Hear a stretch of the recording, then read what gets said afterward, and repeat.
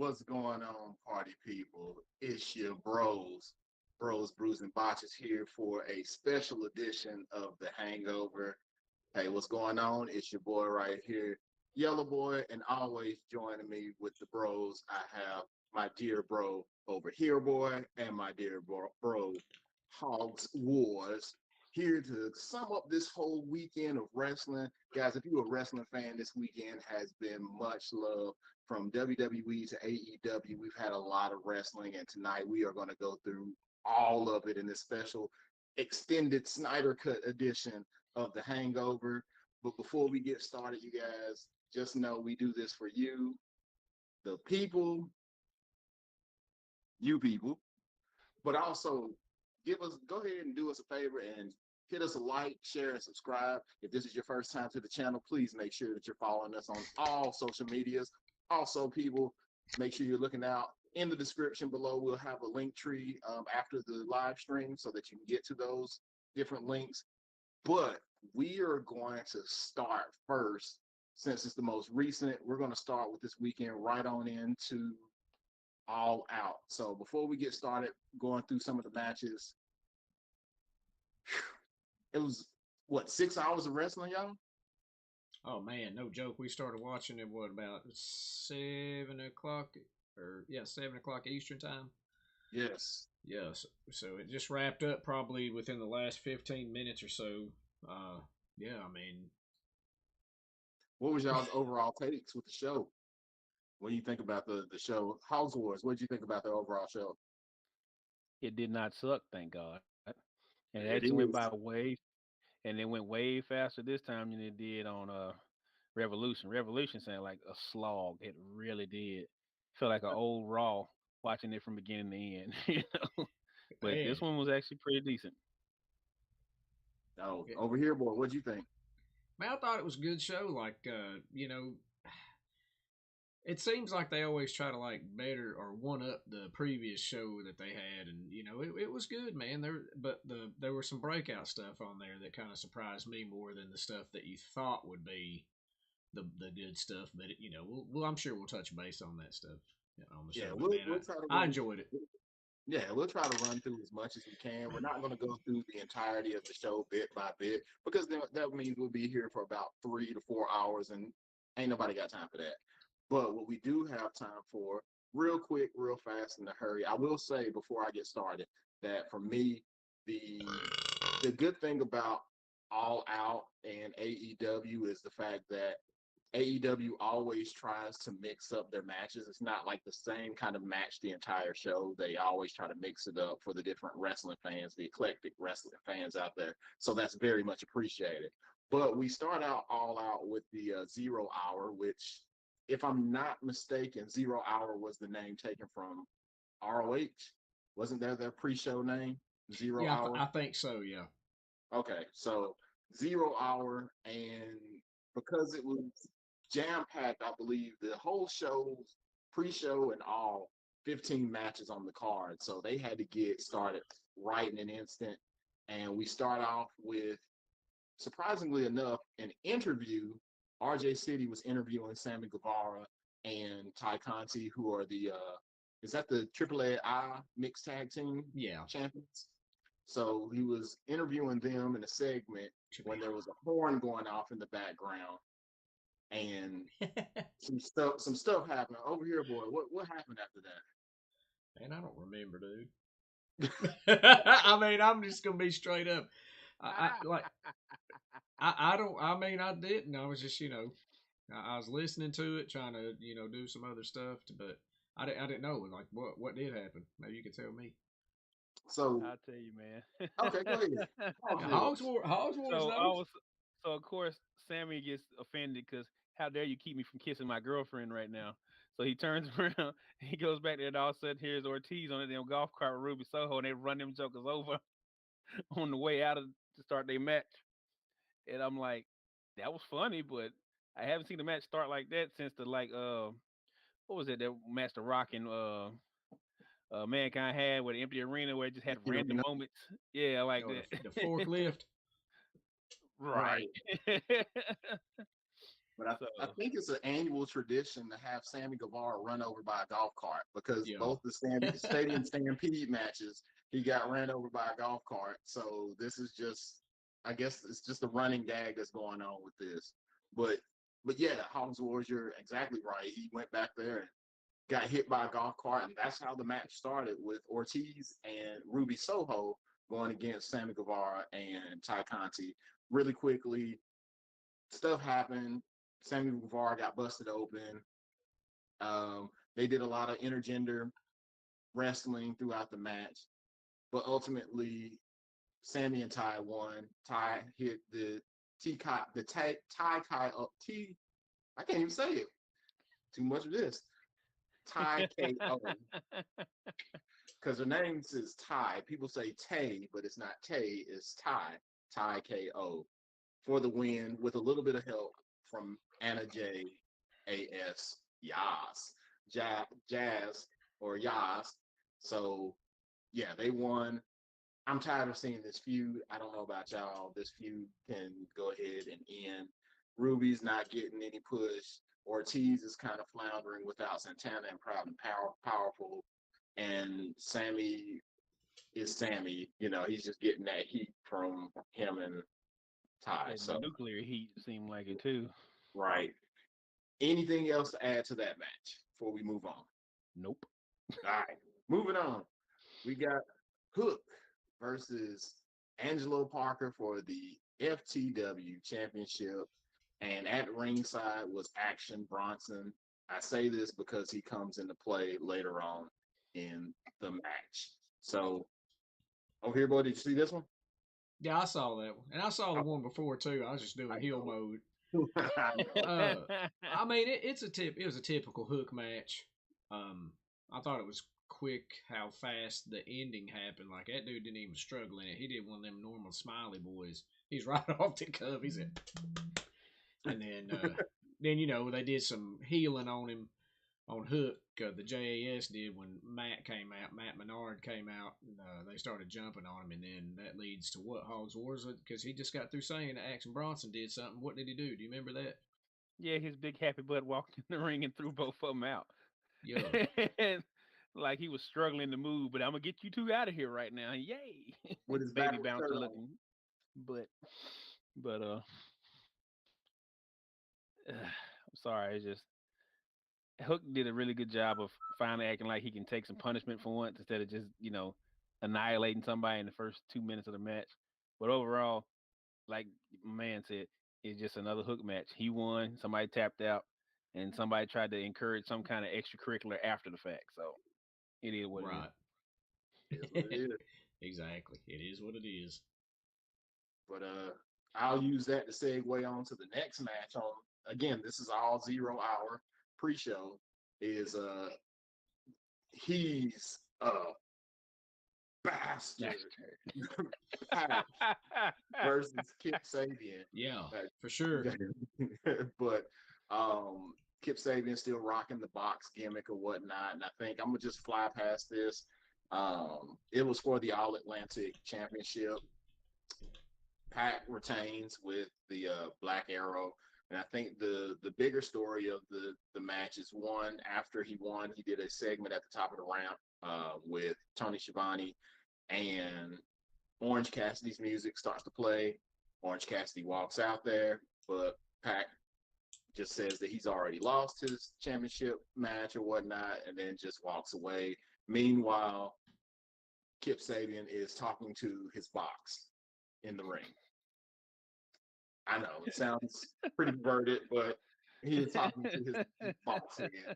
I believe over here, boy, you said it reminded you of somebody else, a '90s wrestler. Yeah, it reminded me of that gimmick with Al Snow in the head, man, like where he's kind of going through that, stuff. So I don't know. I'm kind of interested to see where they go with that because I think he's a pretty good wrestler, but like man, they've been dragging that box boy out forever. It's been a So long time, and yeah, I don't think the payoff didn't equal out what the anticipation was for it, him being ringside. But he was traveling across. I will give it to him. In addition to him being ringside at all the shows, he went overseas during PAC's All Atlantic Championships that he defended and was there too. So I mean, there's something there, but I think it really hurt him having that whole gimmick with Miro at the beginning that just didn't do any favors for him. So But it was a Ah, good match, though. That's the one thing about it. yes, It was a damn good match. good and competitive. I mean, Pac. I mean, Pac and Kip are really great wrestlers, so it was going to be a good match. But again, pre-show it wasn't that long. I think all the matches on the pre-show were about 10 to 15 minutes, if that. So they were cramming a whole bunch into 1 hour period, which rolls on to the if there was an award for hardest hits match of the night, I think it would go to this one, which is Eddie Kingston versus Tomohiro Ishii. Um, Nothing on the line. This is the kind of makeup match because the backstage stuff that was happening between Eddie Kingston and Sammy Guevara, where Sammy had made a comment about Eddie's shape, and Eddie went off and he got suspended, shoot suspended. So he came back, and this is the match that was booked for him. House Wars, what do you think about this match? Big men slapping man meat, basically. There's no other way to put that. Of course, it didn't suck, of course, but most importantly, it was just a lot of hitting, man. It's like they might have did 3 real moves the whole goddamn match, and the rest of it was just slapping literally each other. Slapping them meats. Over here, boy, I know you're really big with the Japanese strong style and such like that, and well versed in it. What did you think about Tomohiro and Eddie? I mean, it was a typical type of strong style match, man. They did a lot of hard hitting chops, forearms, things of that nature. Like a lot of clotheslines. There's a time where Eddie Kingston hit that spinning back fist one time and like blasted Ishii right in the side of the head. And then he come out one time with an explosive clothesline. Like, I ain't talking about like them little Ultimate Warrior boys. I'm talking about those ones that be in the career type boys. But Hmm. yeah, man, it was almost like they do that intentionally to like for Eddie Kingston. Maybe he asks for those types of matches, but he seems to excel more in those than he doesn't. So I mean, for what it was, I mean, me and Hogsworth say it all the time. We don't know how these New Japan dudes keep coming over here taking L's like they do, and I Right. mean, they must be getting paid fat. So that's all I can say about Fat that. chicks. Super Fat. Bad checks. fat. I mean, and Eddie Kingston came out with the grizzled Hogs Wars look because he had the full hair and the beard and everything. It was like he seen Hogs Wars. It was like, you know what? That's a good look. I'm gonna go ahead and copy that real quick. So Right. He, he he had came he out. had he Like had I this he had that look on him, that Duke Silver right there, y'all. Yeah, but Looking he had like that extra looking like beard too, Ron brother. Swanson. Yeah, he had that Nick Yeah. Offerman beard. Extra beard, boy. Your God beard no. is weird. And let's not forget that they did about 5 minutes at the beginning of the match with just nothing but chops, just trading chops back and forth. Just Just red skin everywhere. yeah, just strong. But it was a good match. Kingston won by doing a Northern Lights bomb, which I hadn't seen him do in AEW before as a finisher. He may have done it elsewhere, but I haven't seen him do that in AEW. But like I said, pretty good match. Um, didn't Ishii refuse like Eddie was beside him or something like that, and he kind of just like shrugged him He kept away? trying to shake his hand. Every time he did, he would throw his arm like, "I don't want to shake your hand. Leave me alone." But like during the match, you heard Taz say, "Hey, that was a receipt right there." So at least somewhere in that match, somebody got hit and they weren't happy about it. Said, I don't want your dirty beard next to me. Right.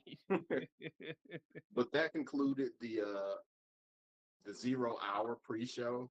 It went right into the main show, which the main show started out with the casino ladder match, which entailed Willa Yuta, Ray Phoenix, Claudio Castagnoli, Dante Martin, Penta El Cero Miedo, Andrade, and Rush, all vying, and a mystery Joker, all vying for that big old poker chip that will give them an opportunity to battle for the AEW championship, cashed in for a chance at the belt. The match started with Rey Phoenix and Willa Yuta going in there. And again, if you got this many people in a match, I mean, all those names that I just said, it was going to be fun. But I think OHB, I think you said something about the tempo at the beginning of the match was something strange. What'd you think about the beginning of the match?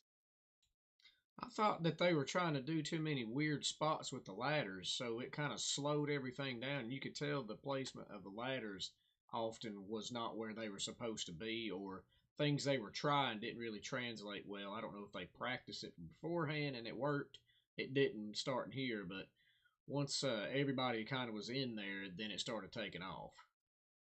I think the transitional moment that kind of kicked it up a notch was now one of the spots that you were talking about was kind of iffy was Claudio Castagnoli trying to lift the ladder and push off who was that? Phoenix, It, Ray Phoenix? no, it was Elo. No, yeah. Idolo, Andre Idolo on top of the ladder, and it just didn't correlate really well because physics. But once El Cero Miedo, trying to get my Spanish in here, y'all. Um, once he came into the match, it just kind of changed. It kind of got kicked up to 11, and everything kind of sped downhill from there. So, what do you think about that second half of the match there, Hogs Wars, and how the pace went and the finish? Well, it definitely was better than the first 5-10 minutes because the first time 5-10 minutes was terrible, but at least it ended well. It had a lot, more like looked like they practiced better with everybody at that point in time, and by the end it was just like he was finally going to get the chance because like all ladder matches, you really just waiting on that last little shoe to drop, and that's Mm-hmm. when everything changed. So, And what do you think about that finish? oh man, that was nutty. Smart but nutty. Just all of a sudden you see black hoodie guys come out of nowhere just wailing on everybody. Like, wait a minute, hold on, where y'all come from? Kind of Felt like an reminiscent, invasion. yet kind of reminiscent of oh, what was that group name in WWE with that? Retribution. Oh No, yeah, with no, because it was all the early NXT guys kind of did the same kind of thing yes, too. I thought it was Retribution. not Retribution. The other, Before them, when they first started, like when John with, Cena was getting attacked all the darn time. Oh, Nexus. yes, Nexus. It was like a Nexus run in and whatnot. So guys with black hoods and stuff came on in, and there was a guy that black hoodie on and mask and everything that climbed the ladder and gained the poker chip. Takes the mask off and reveals that it's Stokely Hathaway and all of his new recruits, the Ass Boys, Lee Moriarty, Ethan Page. Who am I Hmm. missing? I feel like I'm missing somebody. The big guy, I just can't remember his name is right now. Oh, Cass. Oh, What's it go by? Yeah, W. yeah, yeah, Morrissey. yeah. W. Yeah. Morrissey. And he gets the poker chip, lights go off, and a masked man comes down to the ring. Very square head, buff, about 5'11", walks down to the ring with his mask, and Stokely hands the chip over to the masked guy. He proceeds to try to or insinuate that he's going to take his mask off and does a very similar or familiar wagging of the finger, and he goes to the back, and that's kind of how the match ends. But this masked figure plays the part at the end of the show, and we'll get to that here later. So, but the next match on the just moving right along because, like I said, we got a lot of stuff to cover, so we're just gonna move right along. Is the finals to the Trios World Championship match, which had Dark Order and Hangman Adam Page versus the Elite Young Bucks and Kenny Omega. Um, it's a Kenny Omega match, or excuse me, it's an Elite match with Young Bucks. They're always going to do the flippy do dive, all that kind of stuff and Mhm. whatnot. Finger I, pointing and all that. yes, I mean, I think the running thing. Y'all tell me if I'm wrong, but I think the running theme of the match, if you back it up to the finals on Rampage, the Dark Order won their match without the assist of Hangman Adam Page. And it seemed like there was a dilemma with Hangman Adam Page in this match where he wasn't sure if he wanted to go against the Young Bucks or he wanted to prove himself to the Young Bucks and get back at Kenny from early on before. But I don't know what you OHB. What'd you take from it? For like the match as a whole, Yes. I think it was like a showcase to show you that Silver and Reynolds were capable of a lot more than people think they are because, that big Mhm. old faction just has so many people in it. You're just like, so they got to kind of show what they can do, and I thought the three of them worked well together, but like you said, come to find out towards the end of it, it seemed like that, that there might be some dissension or something's going to happen with that. But Yeah. and then as far as the other side goes of it, of the Bucks and Omega and them, I mean, it's a typical match they have. They awesome and they did a good job of putting the other team over with all their stuff they were doing. I thought it was great. Yeah. All fours. Another match that, of course, didn't suck, but it had one of those endings where it's like you knew what was gonna happen before the match ended, but you didn't want it to.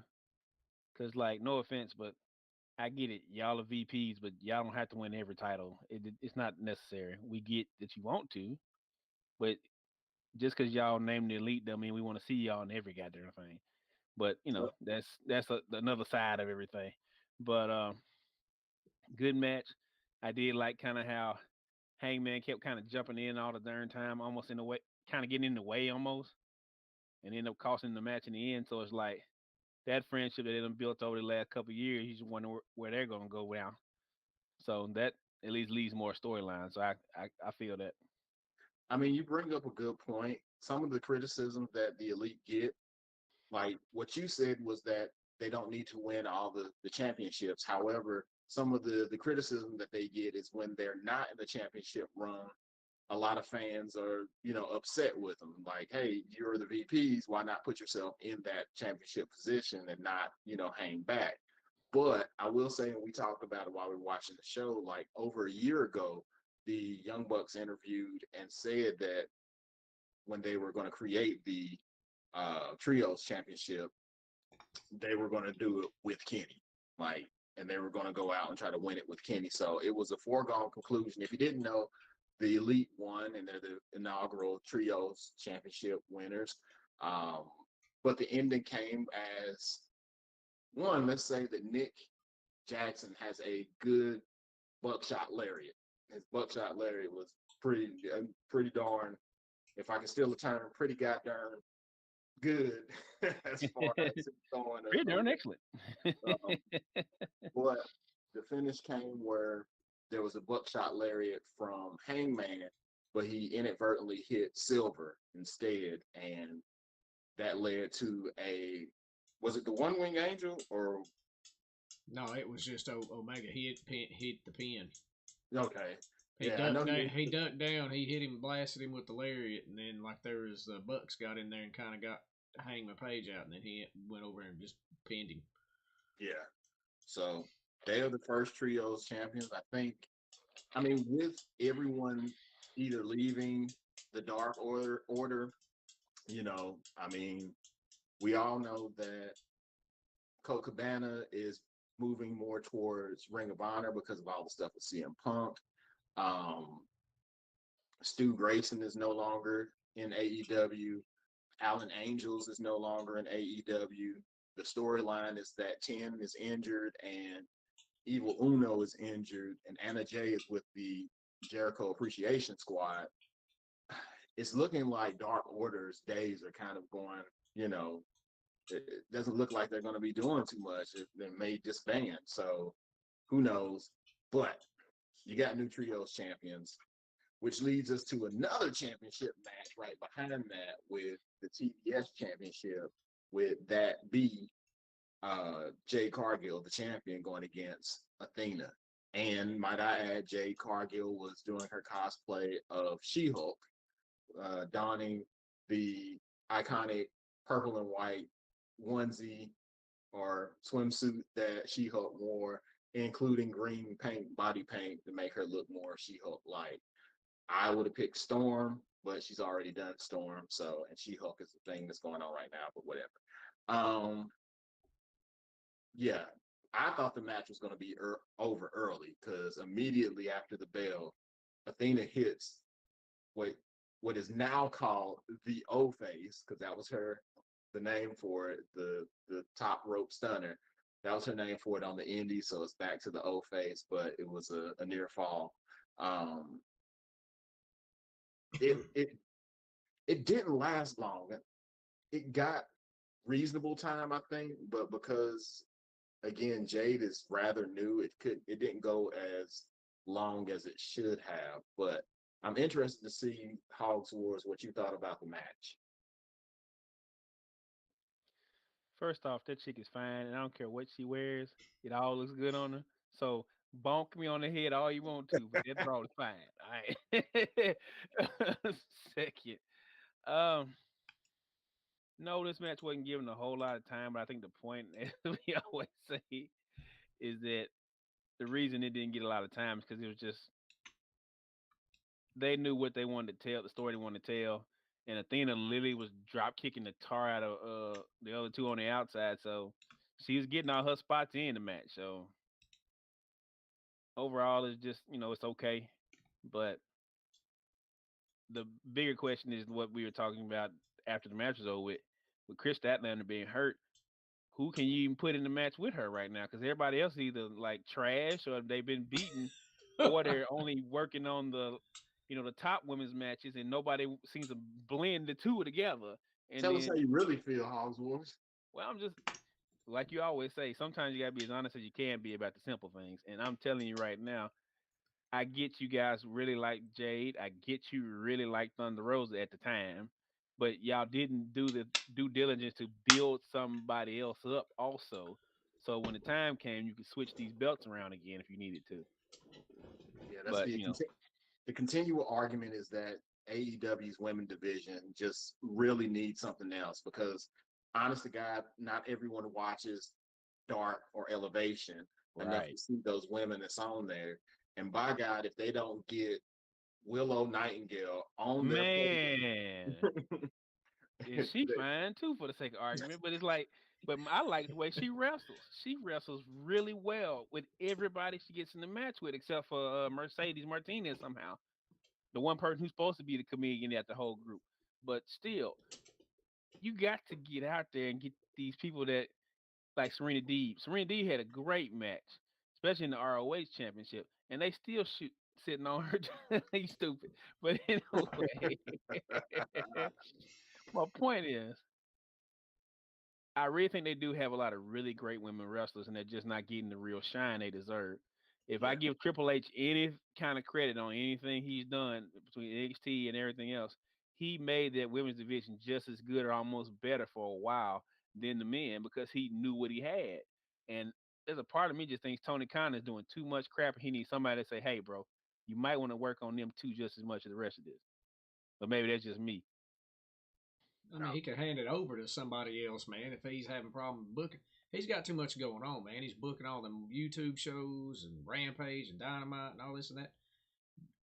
Bring in all some of these ex WWE guys that are bookers and stuff and Right. have them work on it. Just like Conan on Keeping It 100 says, put somebody in there. If they do a good job, keep them. If not, move along. Put somebody else until you find somebody that's getting ratings for you. Right. And I know Kenny Omega was supposedly won over the women's division, and that's why they had as what's his name? Jim Cornette kept saying all these midget Japanese women wrestlers at the time, and that's great and wonderful.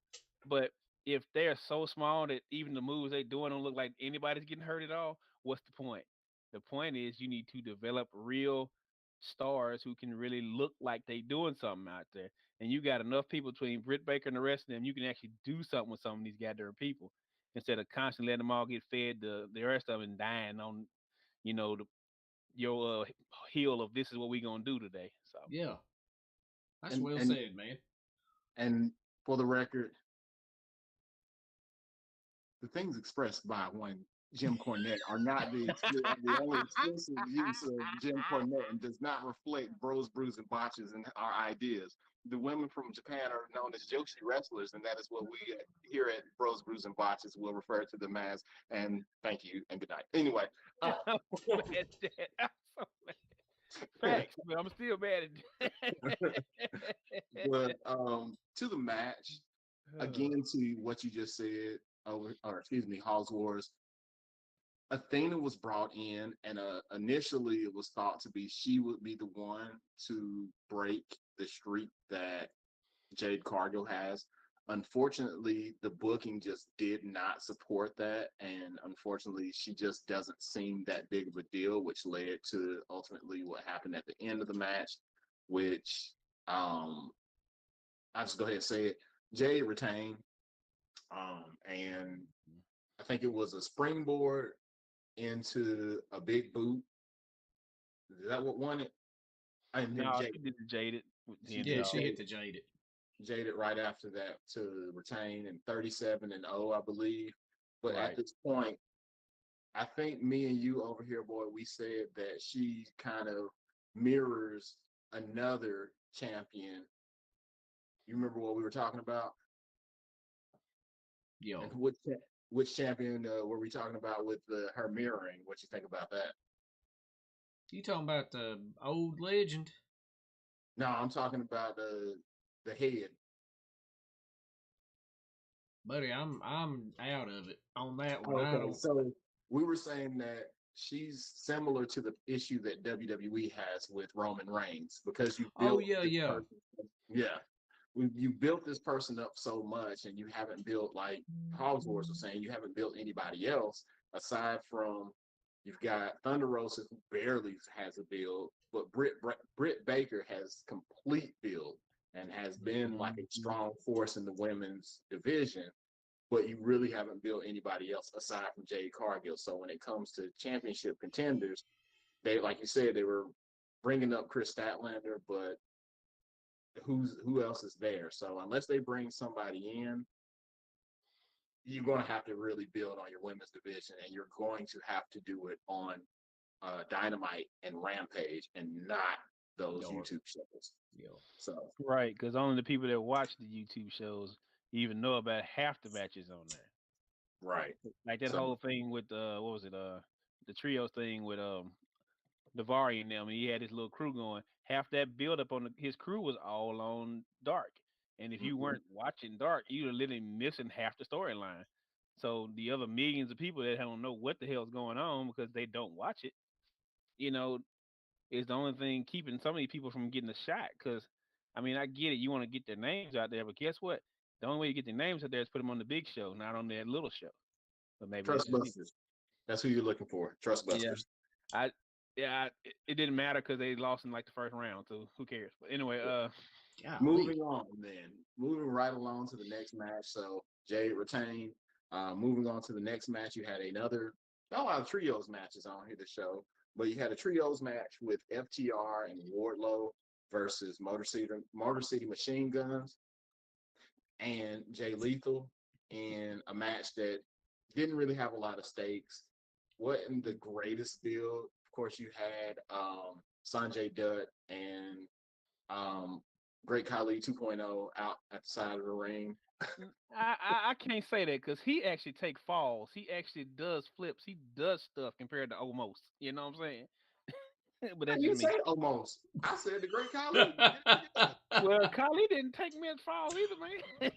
WWE WWE Khali didn't, but the original Great Khali when he was in India was like super athletic because I've seen videos of him uh, actually being super athletic, which so is they why just turned WWE wanted him.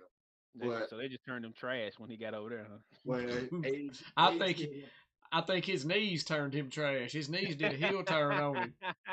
him. Hey, same thing we talk about Keith Lee, man. He better be careful, man. He be crunching in a minute. Not crunchy knees. But over here, boy, what you think about this trios match? Man, it goes away that I thought it was going to do. I mean, it was awesome.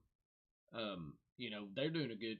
Dude, they have got to keep that momentum up with Wardlow. He's going to be like their first organic homegrown champion that wasn't like somebody somewhere else, Mm-hmm. whether it be Mhm. in Independence or New Japan or Ring of Honor or wherever. But and they're doing good, doing right by him, and putting him with FTR, dude. That team's money. So I mean, Mm-hmm. What wasn't talked about is that they're still kind of the pinnacle. Oh It's just yeah. no MJF and no Sean Spears. I mean, they're legit still the pinnacle. Right. They just kind of took that name away once MJF kind of vanished and Sean Spears vanished, so he could be a Thank God. dad. But I think a bigger a bigger event that happened in the match was one. Dax's daughter came out, Finley. She came out at the entrance ramp with them wearing a fight like an 8-year old girl on her shirt. When the heels came out, Sanjay Dutt had a shirt that said fight like an 8-year old, and girl was scratched out and said brat in big letters on his shirt. Yeah, yeah, that Just was so funny. going with that. That But PG heat. I'm telling you, man. but like over here boy was saying, the money is on Wardlow and just making sure that he's put into a position to where he's continuing the momentum and put him in meaningful rivalries. But the match was good. I mean, for what it was worth, because Motor City Machine Guns are still working at a rate that you would not think that they would Mhm. at this level. You know, at this time frame, they've been in the game for what, over 20 years, Oh yeah. Plus 30 almost. they were in an Impact or TNA or whatever years forever. ago. They back over there for a little while. Yo. Right? Because Shelly just got through with a title, or he was in a championship match for the title in Impact. So but they're still like it's amazing how they're still working. They're working as if they're 20 years younger. So kudos to them. However, just to put a bow on this and then ask Hogs Wars about the post match, um, FTR Warlow won. Wardlow did the Powerbomb Symphony to Jay Lethal. Jay Lethal eats yet another pin, whatever. But there's a post match angle that occurred. What happened there, Hogs Wars? Well, as usual, the numbers game hit the guys and they're getting thrashed. So of course somebody has to come out. Well, who comes out?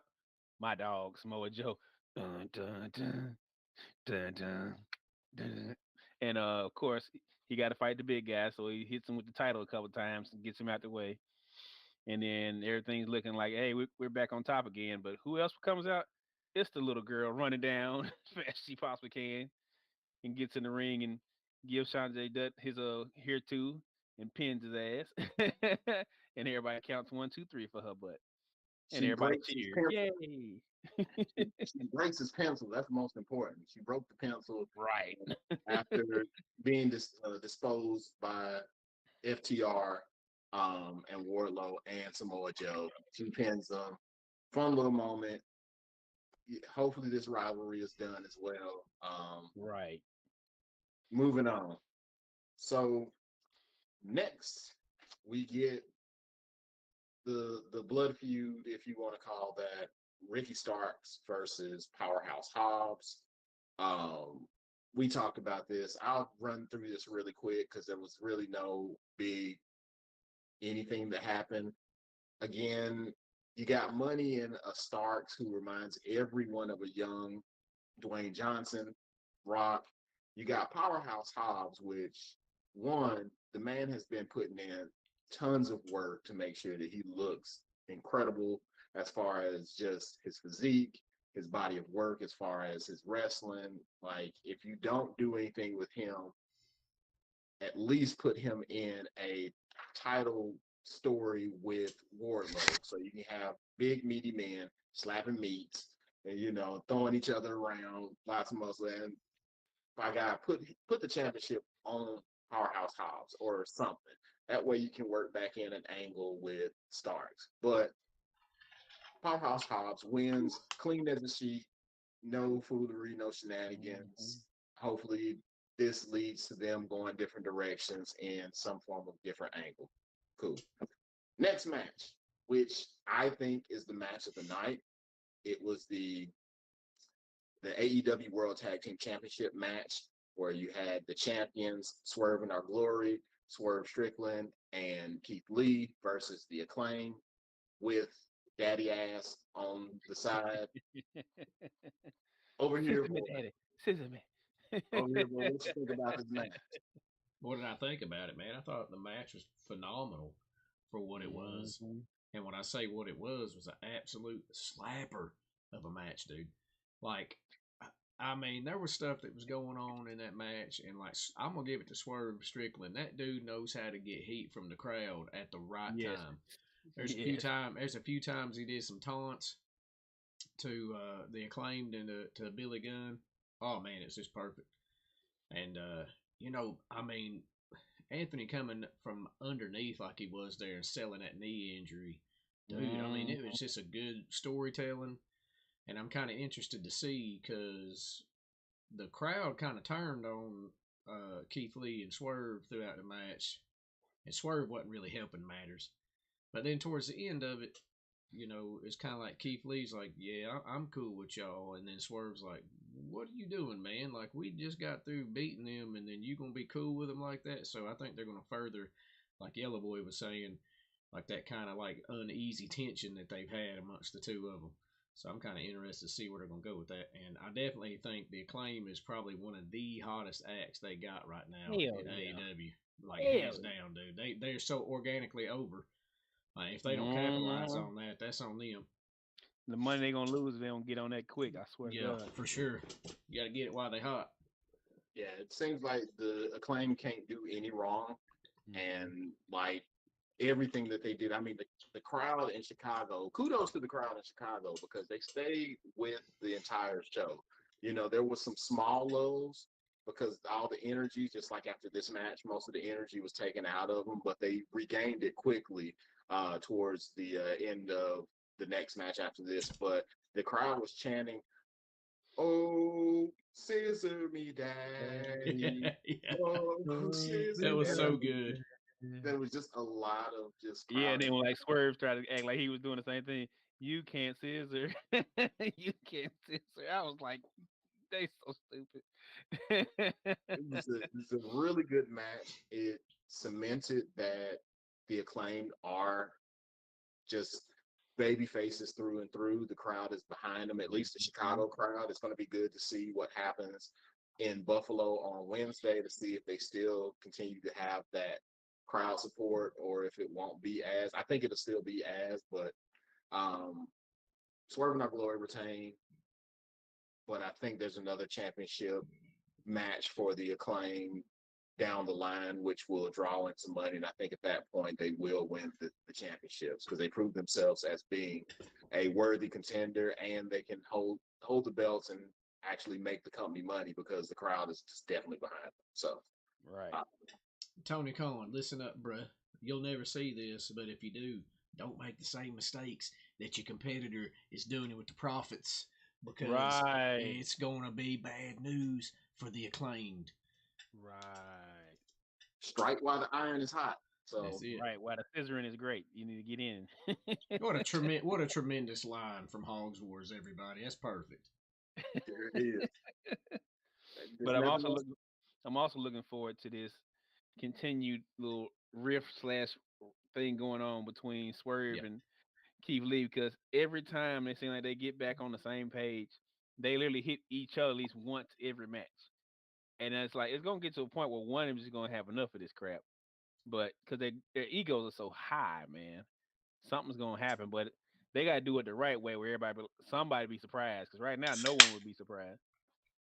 Yeah. I'm But about to fall asleep over here. I got to get this coffee in me, and by coffee, I mean beer. yo. Yo, But moving into the next match, it was the four-way for the AEW interim Women's World Championship match with Hikaru Shida, Tony Storm, Britt Baker, and the crowd favorite Jamie Hayter. right. The crowd was really with Jamie Hayter in this match, and I don't like to toot my own horn, but you guys, at the start of the match and as the match continued, I kind of called what was going to happen. I mean, anybody could see it though. The calling what was going to happen at Mhm. the end of the match. Um, the crowd really were not behind Britt Baker at all. They continued to boo Mhm. her whenever she would throw in some offense. The crowd was kind of mediocre on Hikaru Shida and Tony Storm, but were really behind Jamie Hayter. That Chicago crowd was into Jamie Hayter and wanted to see her win the championship. But as expected, because of the fact that the way that they were leading it, AEW were leading it prior to the injury from Thunder Rosa, they were trying to kind of make the story lean towards Thunderstorm facing off against each other for the title. Again, I'm going to gloss right past because there wasn't anything really major. I mean, Hikaru Shida looked like she got injured, kayfabe, and then came back with two kendo sticks to run wild on the competition and such like that. However, the descent between Britt Baker and Jamie Hayter continued, which I'm sure they're going to continue that story on Wednesday as Britt Baker pulled out the referee as Jamie Hayter was looking to secure a win. Then Britt Baker ended up trying to pin Jamie Hayter, which caused enough ruckus and stuff happened. And Toni Storm was able to get the win. Yay, Toni Storm is your interim champion, which sets up the original idea to have Thunder Rosa face off against Toni Storm in a unification match down the line, which, why are we doing unifications all the time? Whatever. The TNT title, the AEW World title, and now the women's title, all unification. So, whatever. All right. Now, quickly and interestingly, the next match on the card was good old Christian Cage and his peeps versus Jungle Man, or maybe more Jungle Boy at this point. Jungle Boy, Jack Perry. Over here, boy.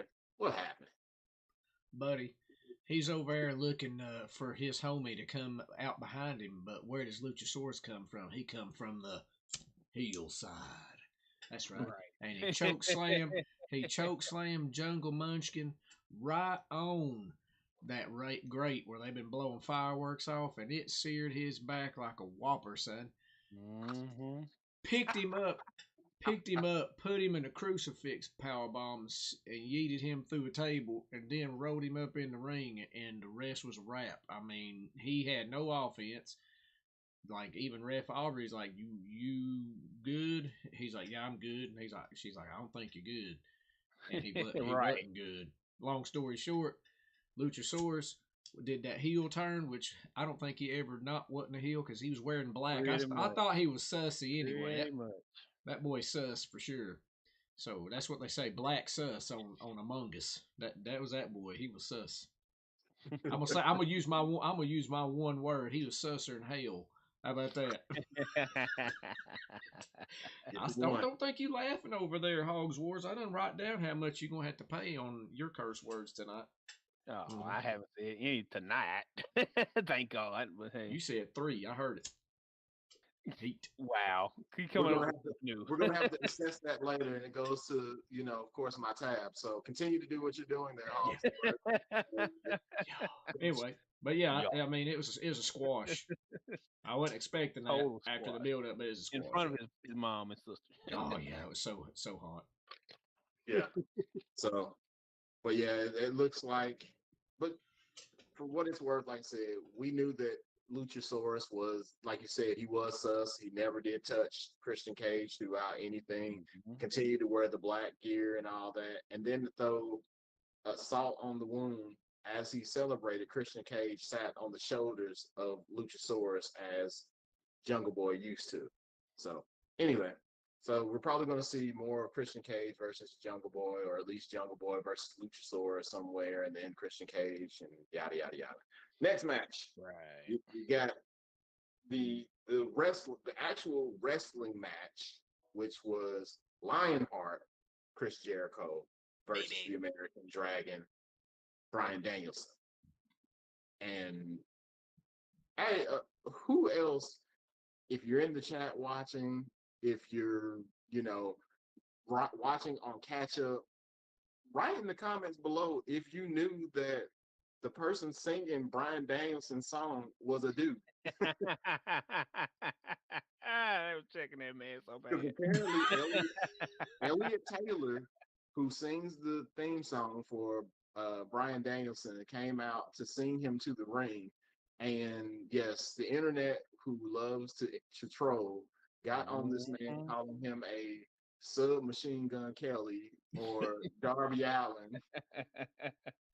Just got on him, like, but Or yeah, just the he deep sang. fried that month. Yeah, but he sang them out to the ring. Of course, Chris Jericho came out with his Lionheart gear, which OHB made me pop because he said it looks like he wearing the original outfit because boys couldn't stay up on him. He kept pulling them britches up the whole entire time. Yeah, you're gonna have to get a better tailor, brother. Um, Right. but Hogs Wars, what happened in this match? The usual, they kick the tar out of each other. Just like simple. I mean, I'd like to say it any other way, but Brian Danielson has set a pattern of I'm gonna wrestle the tar out of you. You're gonna get a few moves here and there. I'm gonna kick the tar out of your face for about 30 seconds. And then we gonna roll over one more time and somebody gonna get lucky and win this goddamn thing. And that's exactly what freaking happened. That's the So hot takes. so I mean, I want to be mad because it's Danielson, so you know it's gonna be good regardless. But it's just let's face it, we used to laugh at John Cena all the time for the five moves of doom and everything else, and Hulk Hogan and the three moves in the cloud of dust he be pulling out. So let's face it, you two guys have hit that line where we know the 14 seconds of the same thing you about to pull out. We go still say, "Hey, it was a great match." So get off. But He no, said, in in the end, "What'd you Chris say? A Jericho. bag of dust? What was that? Hey, That's a cloud of great. dust, my friend. Cloud of dust." They used to say all the time back in the day. Oh my When we God, you watched the Big popped me Ten This big game, man time. here, every Big Ten what's called a football game was 3 yards in the cloud of dust. So I guess this is they gonna be the thing from now on. It's gonna be five moves in the cloud of dust because it's gonna be the same stuff until just sprinkle magic out there. Cloud of dust. I'm Oh hot my telling take you, God, on Hogs Wars. man. But anyway, that's great. I know it's taking too long. But long story short, Chris Jericho won the match, but he cheated, and of course that bothered Garcia because that's the one thing he asked him not to do. Right, So now Garcia and Wheeler gonna have a match for the title. the pure Yet title. he said, but you're not gonna have any of the Jericho Appreciation Society there for your help, you man. You chose your side. Blah, blah, blah, blah. I'm like, who cares? You're boring me right now. Let the man live. There you go. Anything to add over here, boy? No, he touched base on all of it, all that in the cloud of dust. I'm telling you, bro. Yeah, we ready to try to get that 1st and 10. Let's move right I'm along. telling you. If you're looking for a wrestling match, catch wrestling, and got lots of transitions, this is going to be your match. Mhm. Um, but yeah, I can't add anything more than what House Wars has done said. It's very immaculately done. The next match, the penultimate match for before the main event was the trios match with Darby Allen, Sting, and the Redeemer, Miro versus House of Black.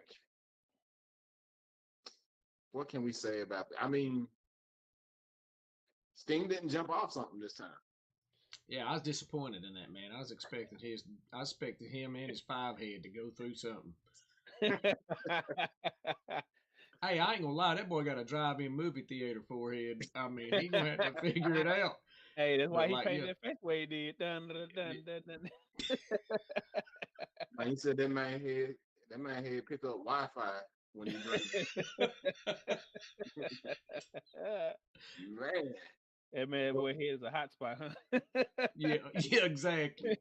That's all. oh, y'all gonna lay off Steve's head like that though. Especially because your boy Tony Giovanni could not help himself during the pre-show. It's Sting! Like, dude, we get it. That's the only thing you know how to say when he come out.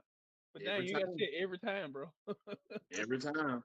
But the Yeah. beginning of the match, Miro didn't want to tag in Darby Allen. He was gonna do it all himself until he got that butt beat, and then Right. hot tags around. Um, let's see. What are my takes from this match? Miro deserves more. Darby Allen ain't gonna last till 30 to 35 if he keeps wrestling the way he does. 30 even. Sting's head is large, Buddy Murphy is swole as all get out. God, yes. Um, Brody King is a hoss, and Malachi Black. I'll get to him post match, but the the finish comes as Sting actually mists Malachi Black in the face Hmm. to where he can't see. Darby Allin rolls him into the Last Supper crucifix pin for the 1, 2, 3, and their team wins. The most important thing now, dirt sheets would say that Malachi Black had asked for his release, and there was back and forth with whether he did or didn't. However, those that were in attendance at the show said that after he was done and walked up to the ramp, he blew a kiss and bowed to the crowd or whatnot, and he also wrote a tweet that kind of indicated that either he was going to take some time off away from wrestling as a whole, or his time with AEW will be done. So I don't know. Once I find out the information, of course, I'll post it. But I don't know what that will do for the rest of the House of Black. Seeing as how it started out to be something cool, but then like everything else with AEW, it kind of Hits a wall went every for it. time. Went for it. It just hits everything that really gets hot with them. Miro, Mm-hmm. uh, heck, right now the darn acclaimed. It just seems like it's right there on the cusp of hey, be smart and push this to the moon. Is that's exactly when it just hits that line and it's like, nah, we ain't gonna let nobody else win. Sorry, but Hit that cloud of dust. I'm telling you, 3 yards in a cloud of dust and it's over with every single time, man. That's Not Gotta the right. be cloud pushing dust. it. After that was the promo that Hawks was already talked about, and then you had the main event. No Mark Henry, but you had your main event, which was John Moxley, the champion, versus CM Chick Magnet Punk for the AEW World Championship. And CM Punk wore the white tights, so kind of knew what was coming when he wore the white long boys. You knew what was going to come. But OHB, You have a what'd you whole get lot from of tape under his pants. They beat the absolute crap out of each other the whole Again. time. Again. Right off the cuff, John Moxley was handling CM Punk like he was a child. Busted him open, and like he bled profusely. And yeah, I mean that's it. I hate to say it's a typical John Moxley match, but that's really how it went, man. John Moxley just a violent dude, and he brought that on there. But CM Punk, he's in his hometown and everything, and he wasn't gonna be you know discounted, so he took care of business, man. You know, he hit Mox twice off with the go to sleep towards the end. It's a wrap. I mean, he hit him with it at the beginning too, and kind of teased that quick finish. But yeah, I mean, if you like bloody matches, this boy it wasn't a great Muda bloody, but it is bloody. Well, at least it wasn't John Moxley that had the crimson mask, because Right. usually That's the it's first thing I was John about to Moxley. Yeah, say. he Like, likes he dude, likes to bleed, dude. That dude, something wrong with him. is I mean, monkey Apparently, he pop? he did lick though. He did like lick CM Punk's bloody old blood off of his arm and his hand, and Yeah, and everybody said you got COVID. Renee be like, Renee that did was that that's not solely. COVID approved. Yeah, Right. the monkeypox. I'm telling you, he like that one dude got COVID, AIDS, and monkeypox all in one day. Yeah, Oh no! Terrible, terrible. But I think you like you made said, that up. No, that's OHB, dead serious, bro. You can look it up. It's like in England. But anyway, like you said, OHB, the conclusion came with two, not one, but two go to sleeps on John Moxley for the new champion CM Punk to win in his hometown. But that wasn't it. mm-mm. Hogs Wars. How did we do post show? What was the real kicker of this show? The thing they always do when they want to surprise everybody, cut the lights off. and, and here That's comes the what you devil always do again. when you surprise people too, ain't it? Shoot. Only in New York City, I guess. But anyway, right. But no, here comes the little demon again that had, previously taken the little coin or whatever. And before Hotel. that, there's this lovely phone message that you can hear somebody left a voicemail for somebody and told them as long as you show up to all out, we're gonna forgive some of this mess you done, which automatically told me who the hell it was gonna be anyway. But anyway, It was TK, so by the way. so of course here comes the little demon out, and he's got a little mask on, and of course he's still trying to be a secretive little you know what. So he turns around and takes the mask off and starts saying all this random stuff, and then voila, puts a little scarf on his neck, and everybody pops, and of course he finally comes out with a little bam, MJF music and the little scarf going around. They place gets chaotically lit, of course, and then he comes out and just kind of stands around for a little while they talk about, oh wow, it's MJF, oh wow, like they didn't know already. But yeah, that's it. So we know who his next opponent is if he actually cashes in the chip, I guess. So When he catches in the chip, I mean, it was actually, we knew that it was going to happen, especially after he did promo, the promo in how long has it been since the beginning of June? June. Yeah, June. June 3rd, I believe mhm. it was the last time we seen him on TV. And we knew he wasn't going to be gone completely. And if this doesn't elevate his pay because he's going to be in a championship kind of run or a championship storyline, then I don't know what will. Of course, his contract ends in 2024. Who knows if he's going to renew or not? But until then, it looks like we're going to have a CM Punk versus MJF. And of course, MJF has aligned himself with Stokely Hathaway and all of Stokely Hathaway's gang. So that was all out. That's what we ended with. What are some of you guys' final thoughts? Final thoughts for the show. I'll start with you, Hogs Wars. Final thoughts from All Out 2022. As a complete show, it didn't suck. Uh, Overall, they're still growing in certain places, but they're starting to hit this wall with their talent where we finally building talent to where they're organically getting over. They're actually becoming something, but they still need to pick that women's division up a little more, put a little more effort into that Joker, and they need to actually realize, hey, if people are doing good at this level, we might be okay to pull them in a higher level. You know, let's face it, your women's division has been neutered by Jade Cargill killing all the undercard and DMD killing the higher part of the card. So you've got to do something to get everybody else finally in a place where you can have people change championships and become the champion and run somewhere with that one. And then secondly, I like the way a lot of the matches went. A lot of people that needed to win got to win, or at least had earned the right. But they need to end a lot of these dumb feuds they got going on too, so they can actually make better matches. That's the only way it's gonna happen. You can't keep. I know they say Tony don't do a lot of repeat matches, but he's got a lot of repeat storylines and he just flip somewhere. So other than that, yeah, it was a decent show. Over here, boy.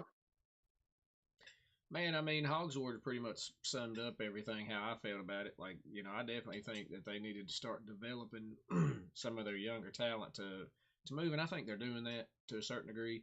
But like, the WWE has the same kind of problem. They rely too much on some of the older talent, and they're not building these new stars. Or if they do, and there's fire underneath them, they just kind of like extinguish it before they really get going. So where they give him like with Martin, sometimes he gets out there and on the mic and he's absolutely brutal. So they may need to put him with like a Hathaway or somebody like that. Um, I mean, I thought overall the show did what it was supposed to do. Now let's see where they go from here, or are they just going to keep, like Hogsworth said, they're going to keep recycling stuff. I don't know. We'll see. Yeah. For me, it was a good show. It went quicker than Revolution, which is a plus, even though it was a very long show. It didn't drag out and it wasn't as slow moving in certain spots as Revolution was. To both of you guys' points, they need to grow their younger talent. They definitely need to, not a little bit, by a large margin, to grow that women's division. They have the talent. They just need to make sure that they're putting and investing and booking in the talent. And if Tony Khan can't do that by himself, he needs to step away and let somebody else do it for him, because at this point, you've got a lot of women on the roster that are not being seen and they have the talent to be able to go. Or if they're not being booked in matches, they can't grow because they're not being booked in those matches and get that experience. So, but for the show itself, enjoyed it. Uh, Definitely was a capper to the weekend having MJF come back, and look forward to seeing what happens Wednesday on Dynamite. But that was not the only wrestling that occurred this weekend. We had a show that happened earlier today, and we also had one that happened yesterday, which a little bit earlier for us because it happened in Cardiff, Wales, which was WWE show Clash at the Castle. So it had a pre-show, and it did have also a pre-show match, which they haven't been doing pre-show matches before. But if you missed it, you didn't miss a thing, because it was Alpha Academy and Austin Theory versus Street Profits and Madcap Moss. Spoiler, the good guys won. That's all you need to know. That's all you really need to know for it. Um, Anything else y'all want to add to that match? Okay, good, great. So the main card starts, and of course, you start with the women's match, which was the triple threat, or excuse me, not triple threat, but a trios match. That seems to be a theme going on with wrestling this weekend. But Bianca Belair, Alexa Bliss, and Asuka versus Damage Control. Glad they put the word damage in front of that instead of just the control, with Io Sky, Dakota Kai, and Bailey. Which, first off, the Cardiff slash UK fans were very hot for the show because they had been desperate to have WWE to return to UK for almost 30 years, lest we forget Insurrection in 2003. But they wanted to talk about SummerSlam 92 the most, but we forgot about I think they only did Insurrection 3 years, from 2000 to 2003, and the last one was in the UK. So, over here, boy, what'd you think about this match? We're going to go through this pretty quick. Man, it did a good job. I was glad to see. I mean, I'm not going to spoil it for anybody because by now you already know. But like the way that it ended was the way that it should have ended. I think with Belair eating a pin instead of it being one from Asuka or somebody else, and she ate it from Bailey. So that's very important for the storytelling between the two of them, because I mean it's obvious that they're going to go and be. I think the thing they're trying to do with damage control is have Bailey be the champion, and then Sky and Dakota and Sky be the tag team champions. If I was to do it, that's the way I'd go with it. But yeah, man. I mean, other than that, it's much of what you've seen in the past out of what you would think with all three of them. There's some power spots from Belair. There was some spamming of the back fist from Asuka. Some nice, man. I'll tell you that Dakota Kai's got like one of the nastiest like versions of like a haluva kick than anybody's got, and I thought that was nice. But yeah, man, it was a good opener, and I think it got the crowd kind of ready to go for the rest of the show. So yeah, Cardiff did not forget about Bailey from the last time she was in the UK, where they did the "Hey, hey, Bailey, we wanna know, could you be my girl?" And like at first, you could tell that it really meant something to Bailey, but then she had to play her role as a heel and give them the thumbs down and all that kind of stuff. But they did chants like this the entire night. Like you said over here, boy, it was a good way to start off the match. Good match. We're gonna keep it moving.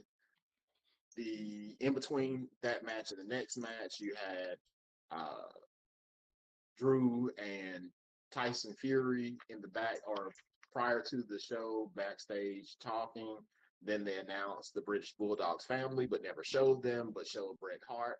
They briefly showed British Bulldog's daughter. Quick flash, you blink, you missed it, but Bret Hart got a lot of camera time. And then what I think, and I'm gonna let you go over this Hogs Wars, but what I think was the best match of the night was the IC Championship, which was Sheamus versus the champion Gunther Walter. But Hogs Wars, what you got, man? First off, damn good match. Damn good match. It really was the best match on the card by leaps and bounds. But secondly, as we like to say, it did not suck. So we're just gonna get that out the way now. Third, I really liked how Imperium came out and they brought the other guy finally back, so he wasn't just the one guy was both of them. But Giovanni Vinci. thank you, because I wouldn't have known his name if you paid me. But anyway, Formerly Fabian Eichner. Oh, you're going to be paying us for them bad words and whoever owns Google, YouTube. whatever, man. Whatever, man. Whatever, man. But thing I love the most, which is something we've kind of talked about in some of the matches at AEW this week. It was big men slapping man meat.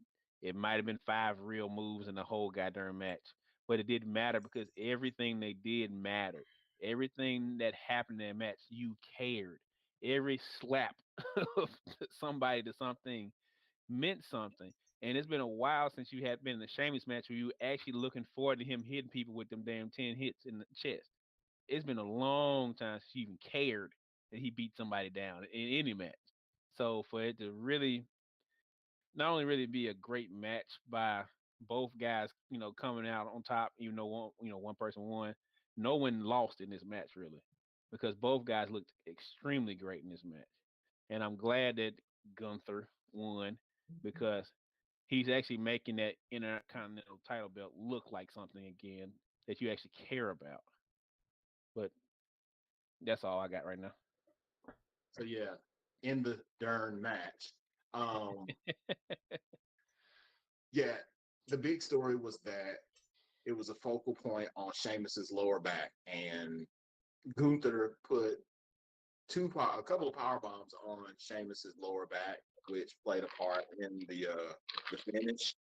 But yeah, he retained, and after the match, Sheamus got a standing ovation from the Cardiff crowd, which meant a lot to him.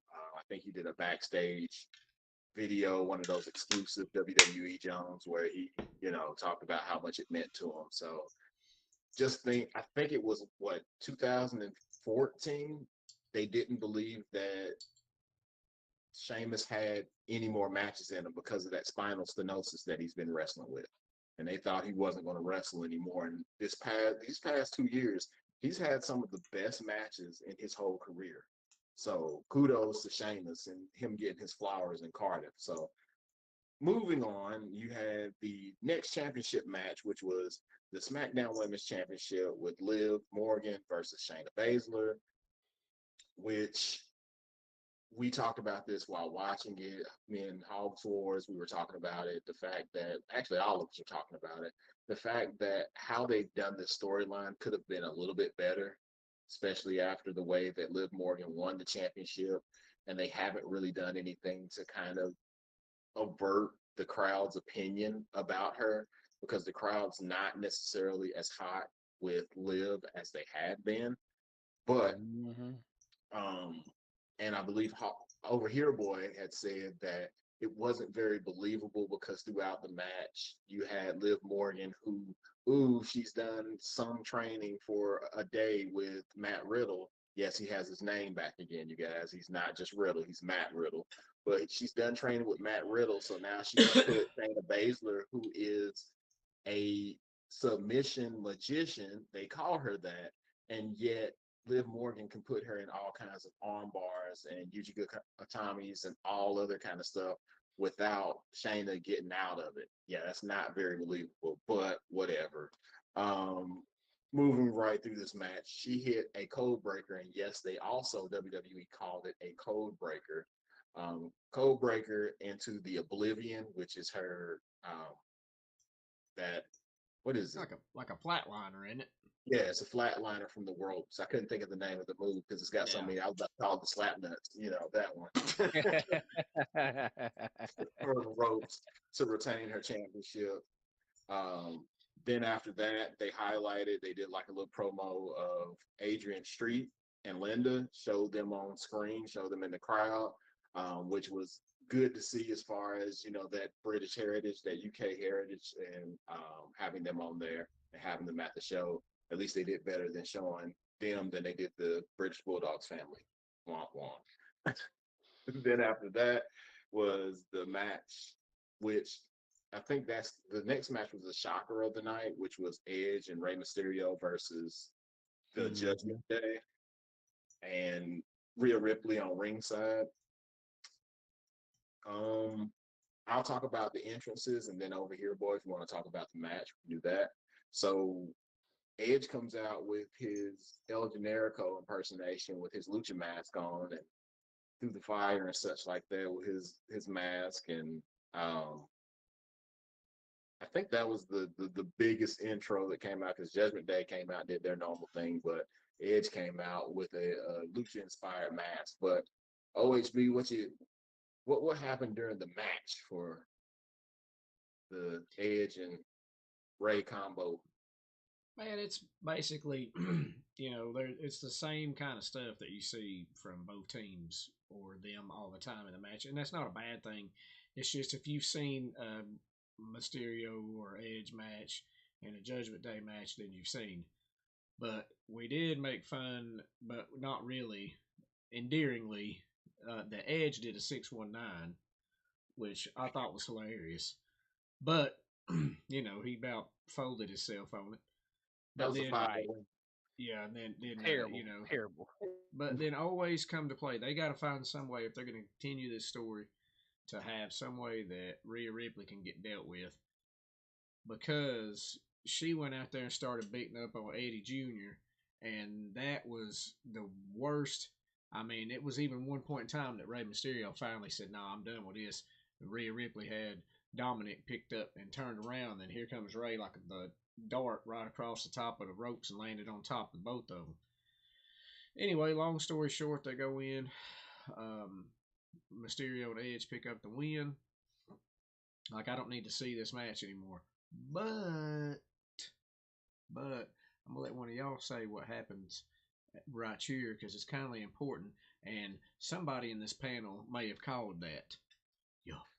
So post match, so the running story and the psychology of this match was, number one, Ray picked Edge over his own son after they've been having issues with the Judgment Day for months now. So post match, Ray is celebrating more with Edge than his own son, even though his son helped them to pick up a win by grabbing the foot of was it who ate the pin? Was it Priest? I don't know, man. I thought it was Balor. He held the foot of Priest, and Priest ate the pin, and Dom looked like he, wanted to get more appreciation for helping them with the win, but Edge was receiving more, which led to them standing in the ring, them as in Edge, Ray, and Dom slowly walks up, and Edge is trying to celebrate with Dom, and then Dom kicks Edge in the penis. Loses his shoe like Terry Funk, straight up. Yeah, he lost one shoe and then got rid of the other one. They kicked him in the penis so hard the shoe came off. Yeah, right up in his butthole. Yeah, his booty almost ate it.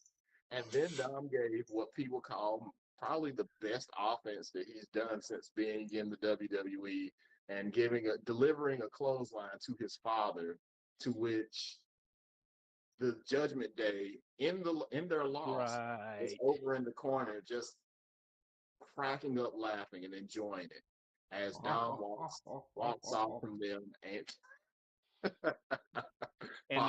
people in the crowd were literally in total shock, like grabbing their faces. Oh yeah, they were. You're right. There were people going crying. I'm like, wait a minute. Why did that hurt y'all feelings? They didn't see that one coming. But Right. so I mean, after Dom's been turned into a sub for weeks, he finally Right. gets the cojones and decides to kick someone in the penis and clothesline his own father. So I mean, is he going to join Judgment Day? Do you really care? Probably not. But Well, he that's hit how. him with them. He hit him with one of them Nintendo 64 wrestling game block clotheslines too. Right. The one that gives the replay every time. Yeah, forgot that boy. Yeah, it was awesome. And the one that gives the people that KO where they can't get up, where they show KO. Yeah. Y'all know the ones we talking about. Them Utes video games. The boy, it's Right. the AKI. Yeah. Hockey engine, baby. Stupid. Man. Then they announced after this match the attendance, which was 62,296. And I mean, usually WWE does a good job of inflating their numbers, but from the looks of that place and the looks of the capacity it could hold, I would believe it. I mean, it wasn't like the SummerSlam and Nissan Stadium and Right. that with half of the arena being or stadium No. being filled. But then after this, probably the second best match, maybe, was Matt Riddle versus Seth freaking Rollins in their blood feud, which was supposed to be rescheduled from SummerSlam. Which I will say that Rollins came out with his Rocket Man, Elton John inspired gear, ring gear, or entrance gear, and Riddle came out with his SpongeBob Patrick inspired ring gear Right. with nails to match. Um, Hogs Wars, you got anything for this match? Damn good match. Enjoyed the what felt like they really didn't like each other. So great, wonderful. And the ending was really good too, with Rollins coming off the second rope with a curb stomp. So another really good match, and just looking forward to how this will progress. Where they continue this feud or where they move on to something else. It's a clean pin too. That's what we liked about it. Hmm. Yeah. No shenanigans, just a clean pin. Um, Lots of near falls in it or whatnot. The Riddle's final flash, V trigger knee, always looks good, looks brutal. Um, Hmm. but yeah, Seth freaking Rollins with the win. Um, can't say anything else except for I almost forgot that it was almost as if they were looking for the adoration of Randy Orton at home because they were both trying to do all of Randy Orton's favorite hits. So Right. look at me, Trying to Dad, look at pop him, me. yeah. So then after that, you had yeah, that was it was a short show, so it was the 3 hours. So the main event was next, which was the ooh ooh ooh you the undisputed WWE Universal Championship match with Roman Reigns versus Drew McIntyre in his home country, kind of. Sorry for those who are watching over in the UK for that Scottish accent. That's Um, brutal. Quite hey, listen, better than mine, though. I guarantee it. Hogs Wars made fun of me because I was really enjoying the fact that Drew finally got a way to get Broken Dreams into his Oh intro. yeah. And I was singing along like the true mark that I am. Right. The whole time, like Dude. in passionately. Because it is a banger. That song slaps. I don't care what anybody say. That Broken Dreams. Yeah, that's great.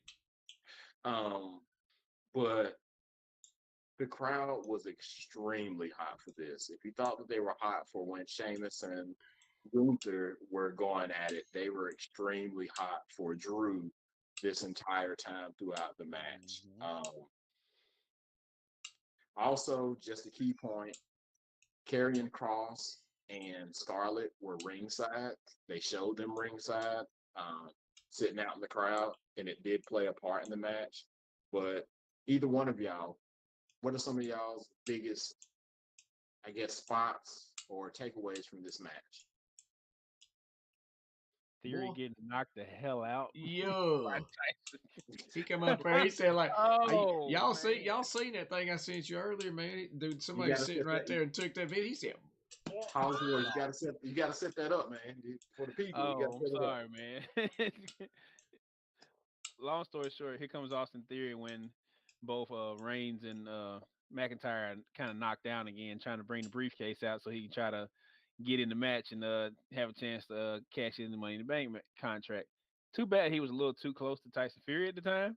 And as soon as he got ready to hand the briefcase over, all you saw was a wham. I said, "Damn, somebody got hit him in the from the crowd." And guess who it was? Tyson Fury knocking Yeah, his face all the way off. he got booger hook, dude. God, you got schnook, as they used to say. Yeah, And that was it was so perfect because it was like everybody was waiting on, wouldn't he come run out there, and as soon as he does, he just gets annihilated. So dude. But they need to kind of pump the brakes on that a little bit though, because like if he gonna do it every championship match, people gonna expect it, you know. But I thought what was cool, one spot for me that popped me was when McIntyre hit the Claymore on the back of Roman Reigns' head. And like I hmm was like, man, 'cause anytime I see a finisher on the back of the head for some reason, you know, because it's like, oh, it's dangerous, and that just popped me. But yeah, man, that match was hard hitting. Those Glasgow Kiss headbutts, bro. I don't, man. man, It might be a thigh slap thing. I don't pay attention to it a lot of the times, like the real wrestlers do that do the podcast and talk about it. But I mean, it. I still wouldn't want to get hit by it. I don't care because it nothing. But looked like, hard. It looked stiff, stiff. Ooh, and it it just looked. go. And apparently Roman Reigns don't have that hard head like all them old Samoans did back in the day, like the head shrinkers. Them boys be like, Right. oh, but yeah, I thought it's a good match for what it was, and like I figured that they'd eventually have to call dude up, and yeah, I didn't expect it to be in Cardiff, but it happened. And when you say call dude up, like explain that. What happened? All right, so it's been a long time that they're gonna be adding a new member to the bloodline that wasn't Sami Zayn, which would be actually the younger brother of the Usos. If y'all don't know this dude, I can't really pronounce his name correctly. If one of y'all want to take a stab at it, Solo um, Sokola.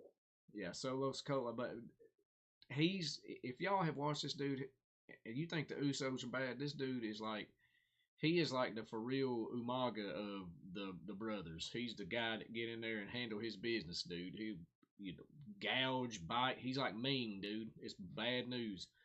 So he's going to round them out. And you'll see that he'll probably be the most vicious of all of them. And he was the big time decision and playmaker in this match for his cuz. The head of the table. So if y'all don't know, Solo Sokoa has been on NXT 2.0 running roughshod over there. He's been ready for the main roster. They finally pulled the trigger. Dirt Cheat said that he was going to be on SmackDown last night, or excuse me, Friday night, the night before, and he was not. So kind of in my mind, I knew that it was a possibility, a big possibility that he would show up on the Cardiff show. But he did play a big part by pulling out the referee um, as Drew was trying to secure the win. He interfered, which drove the crowd completely insane. They seemed very deflated because the head of the table still remains the champion after 2 years. It's been 2 years. Yeah, it's 2 years. So yeah, and they walk up the ramp, and then the weirdest thing. Do you want to cover this, House Wars, or do you want me to cover the weird thing that happened after the match? I mean, I can talk about it, but it's not like it really matters who does. So Drew standing out there looking all depressed and disappointed, and of course, the same guy that knocked out Austin Theory, this giant man, comes out and just starts singing "Bye Bye Miss American Pie" with this man, and everybody in the crowd is just like, "Great, I'm glad we're singing, and it's wonderful, thank you." And then they start going off into another song. I have no idea what it was, and that's how they ended the show with the two of them just singing songs the rest of the darn time. So But the people seemed happy about it, and they said, according to Simon Miller, after the cameras went off, they kept singing for like another 5 to 10 minutes. So whatever makes you happy, huh? Yeah, it was kind of strange. It was just like, you want to send them home happy, but that's kind of something that you do after the camera stopped rolling. It was like they needed to kind of burn some time before they got the Uh, promos going and stuff like that. But very weird ending, kind of deflated a lot of the UK viewers. I've seen some of the UK members' remarks on Twitter and some of the things they were saying on some of those UK podcasts or shows and stuff like that. It kind of deflated them because they really thought that Drew McIntyre was going to win. Didn't come to be. Again, we said it for the AEW show. Who have they built up? And I'll tell you who. Who have they built up to defeat Roman Reigns? Cody Rhodes is that person when he comes back. mhm. That's the only person that I've seen that they've built up that could take the belt off of Roman Reigns. Anybody else, unless they split the belts up, and then of course Triple H said that he's got new designs for the belt. When they're going to come out, who knows? But anyway, that was Clash at the Castle. So lastly, there was another WWE show. I will go through this very quickly because I know you guys, y'all didn't go through and watch it like I did. So I ended up watching NXT, NXT UK, Worlds Collide, and it was a decent pay per view, or excuse me, premium live event. That event. Yes, it was a decent Oh. premium live event. Um, it it had a pre-show, but the pre-show was just about 15 minutes of promo packages and stuff like that. So there were no matches. It started out with I think is the best match of the night, which was the North American Championship match with Carmelo Hayes, who can't miss. He's one of one versus Ricochet, who is the one and only. And like in the intro, he had like a jersey retirement ceremony with all the previous people that he's beaten, and he had one for Ricochet in the middle that he was going to hang up on Ricochet after he defeated him. But it was frenetic, fast-paced action throughout the match. It was as if you put two people of the same cloth. They were going beat for beat, counter for counter. Um, I think there was a funny spot where Ricochet was outside because Carmelo Hayes had Trick Williams with him, and Trick Williams tried to interfere but didn't. And while outside the ring, Ricochet had a fan hold on to Carmelo's arms while he gave him a chop. Like he put Carmelo's arms on the guardrail, and then he took the fan's hand and literally put the fan's hands and told him to hold him there while he gave him a chop. The fan just went ballistic. He's like, "Oh, I help." Um, there was a part of the match where they both did like they do some ridiculous stuff. They did a spring. Both of them went for springboard, either forearms or cross bodies, and just obliterated each other in the middle of the ring. The stuff that they can do was amazing. Um, and they were selling like crazy for each other. Like the way that they were selling and bouncing off, it was crazy. But uh, the the match ends with Ricochet going for a shooting star press. He missed. He lands on his feet, and Carmelo Hayes rolls away, and then comes in with an inside cradle and pins Ricochet for the win, clean as a sheet. Well, not necessarily clean because Trick Williams was on the outside. And then after he wins, he does his jersey hanging ceremony for Ricochet, and that's it for that match. There's a segment after that where they show that Roderick Strong, had been either beaten up or hit by a car or something. His clothes was tattered. He looked bloody, and he was in the parking lot. Like the NXT parking lot is the most dangerous place to be ever because everyone gets beat up and taken out in the NXT parking lot. Like Shady Grady. man, Right. it goes down in that parking lot, and they don't know who did it, what happened. He gets taken away in the ambulance. Like all I could hear in my head was that meme saying, "Why his body still laying there? Somebody called an ambulance. Why his body still there?" Because he was just laying on the ground, and like they had some of the members of Diamond Mine after the ambulance, and Ivy Nile rode in the ambulance with him. which led into the NXT World Tag Team Unification match. It was an elimination tag team match with Pretty Deadly. They had Lash Legend with them, Gallus from NXT UK, the Creed brothers, who were the NXT champions, and Briggs and Jensen with Henley, who are the NXT UK champions. Of course, as the match began, Lash Legend and Henley got into it a little bit. They were on the outside. Um, the Creeds. Let me tell you something. I've never seen this. I don't know if you guys have either. Julius Creed, which is like the slimmer of the two um, Creed brothers. Julius Creed had, I can't remember which. I think it was one of the Pretty Deadly boys, the Yes boys. That's what they call them, the Yes boys. Had one of them in a delayed suplex. He went all the way down to his butt, holding, like he went on one knee, holding the stalling suplex, went all the way down to his butt, stood all the way back up while holding this man, and then did the delayed suplex. Like, that's strength. It's crazy strength. Um, and it looked like the Creed brothers were going to win the Unified Tag Team Championships because Gallus was eliminated.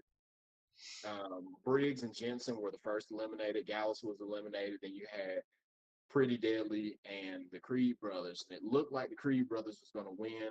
One of the Yas boys came in with a chair. Um, what's his name? Damon Kemp, which is Stevenson's brother.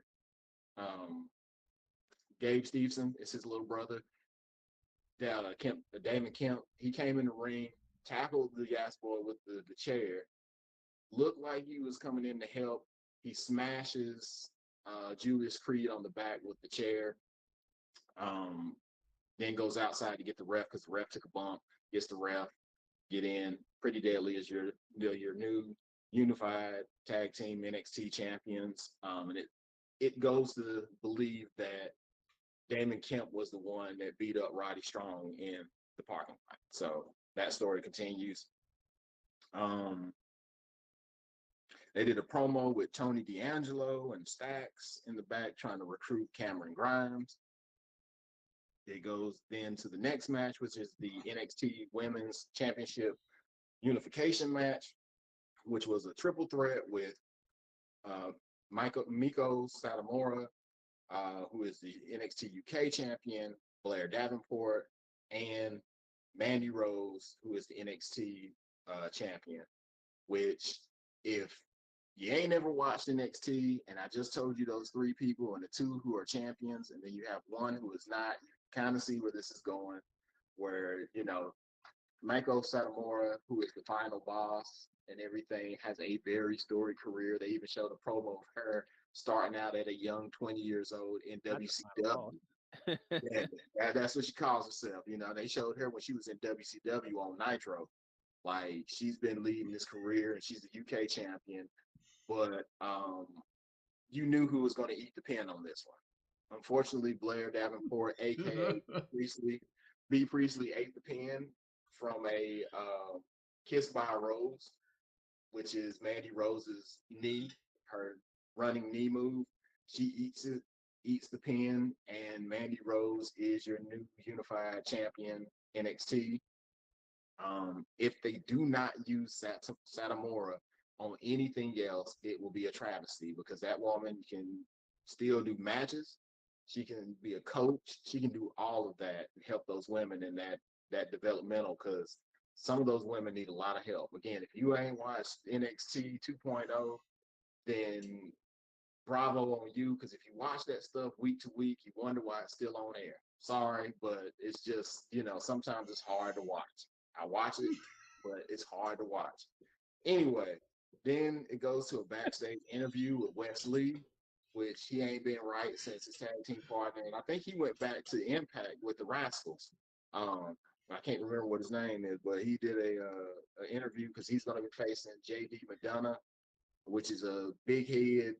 Oh, I can't even think of his old name now. They changed his name because he's the big head version of Finn Balor.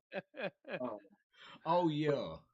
Yeah. Oh man. Like you turned on big head mode on NBA Jam. That's what you got there. Jam. Um, Yeah, yeah. Play that. Go so Stupid. JD McDonough, he's got him, which leads into the NXT Women's Tag Team Championship match, which wasn't a unification match, but it was a tag team match with the NXT Women's Tag Team Champions, Kaden Carter and Katana Chance, who's been there forever, and they finally got the championships. And they, whatever their gimmick is, it's not great, but they work with it, and I love their move set. And then they faced Dewdrop and Nikki ASH, which I continue to hate the fact that they say when they announce Nikki coming to the ring, almost a superhero, Nikki ASH. So essentially, you just said almost a superhero, Nikki, almost a superhero. How stupid is that? It's just stupid. Get rid of the gimmick. Dumb in the mug. Dumb in the mug. It's They terrible. they needed to put It's, her back to her like her insanity version, man. Or yes, sanity or please. whatever it was. God, yeah, soon. Yes, that sanity version of Nikki Cross where she was just wild and Because I think let's that go would back fit to with that. Dewdrop and just go back to calling Dewdrop Piper or whatever. Piper Nevin. Go back to Yeah. Piper Right. 'Cause Nevin. that name is trash. Because I know you can't go to Viper because that's what her name on the Indies and in the UK was Viper. You can't do that because trademarks. But let's get rid of Dewdrop, which she has said herself that she's asked. The dirt sheet says she's asked Trips if she can change her name back, and looking like with Austin Theory getting his name back and Matt Riddle getting his name back, it's only a matter of time before she gets her name back and Pete Dunne gets his name back because I hate Butch. So, anyway, again, like I said, I love Carter and Chance's move set because Katana Chance used to do the Ninja Warrior stuff, so she does the flips and all that, and then Kaden Carter, she also is very athletic, and they do a lot of innovative double team moves and stuff. I love it, but the conclusion came as Toxic Attraction, Gigi Dolan, and JC Jane came down to the ring and actually helped Funk and actually helped. They actually helped out Chance and Carter because they were holding one of the I think it was Nikki ASH. They held somebody down. They caused a distraction, held somebody down while the finishing move, that 450, I think it's like a 450. One of them holds a back, like a backbreaker 450 splash. It's an incredible looking move to me. They hit that. No, obviously they were holding Dewdrop. They were holding Dewdrop back. Nikki eats the splash, eats the pin, champions retain. That story between Toxic Attraction and Chance and Carter are going to go on unless they move Toxic Attraction to the main roster. Because I feel like at some point they're going to move Mandy Rose back to the main roster with Toxic Attraction because you have another women's tag team. And if by God they do not unify those stupid women's tag team belts, I don't know what they'll do. Maybe they'll add in Naomi and Sasha Banks and make a unification match, but who knows? Anyway, then poor grizzled young vets, they've been changed into the dyad. They got a backstage segment where they're back with Grayson Waller from sorry for you guys from Australia where I did your dialect totally incorrectly, but whatever. Grayson Waller, he cuts a promo on his own mom. The man cuts a promo on his mom and basically tells his mom that he didn't ever need her. So there you go. Dang. Yeah, because That's he heat. said she was Heck yeah, disappointed. cutting it deep, son. Yeah, he said that she was disappointed because he scratched the cornea of Apollo Crews. He scratched the Oh, cornea of Apollo Crews and whatnot, and she was disappointed in his actions and everything. He told the old hag that he didn't need her. And I'm like, oh my God, cutting a promo on your mom, bro. Like, okay, cool.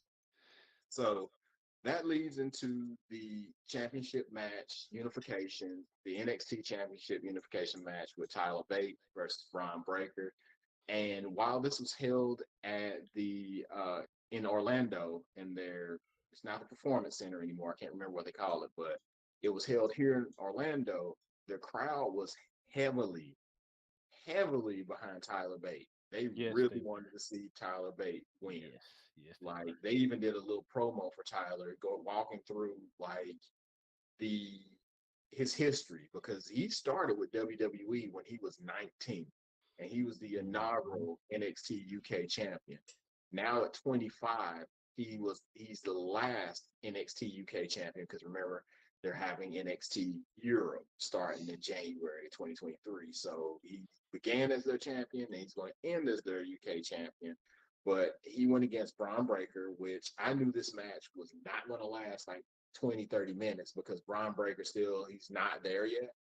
I mean, he's impressive for what it's worth, where he's at in his development as a superstar. But sending him to the main roster at this point is probably a erroneous move. So let Mhm. him get some more reps in. My guy, let him get on the mic a little bit more.